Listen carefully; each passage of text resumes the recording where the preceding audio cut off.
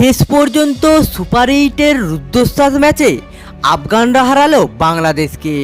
এর সাথে সাথে সেমিফাইনালে পৌঁছে গেল রশিদ খানেরা, অন্যদিকে ছিটকে গেল অস্ট্রেলিয়া। হ্যাঁ বন্ধুরা, টি-20 বিশ্বকাপের সেমিফাইনালে ওঠার লড়াই চলল শেষ পর্যন্ত। মঙ্গলবার খেলতে নামা আফগানিস্তান এবং বাংলাদেশের যেমন সুযোগ ছিল, তেমনই এই ম্যাচের উপর নির্ভর করছিল অস্ট্রেলিয়ার ভাগ্য। তিন দলের কাছেই সুযোগ ছিল টি-20 বিশ্বকাপের সেমিফাইনালে ওঠার। শেষ পর্যন্ত বাংলাদেশকে 8 রানে হারিয়ে সেমিফাইনালে পৌঁছে গেল আফগানিস্তান, অন্যদিকে ছিটকে গেল অস্ট্রেলিয়া। এই বৃষ্টিবিঘ্নিত ম্যাচে প্রথমে ব্যাট করে 115 রান করে আফগানিস্তান।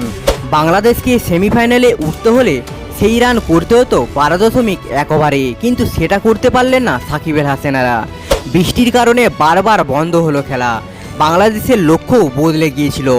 জয়ের জন্য 19 ওভারে 114 রান প্রয়োজন ছিল তাদের, কিন্তু সেই রানও করতে পারেনি বাংলাদেশ।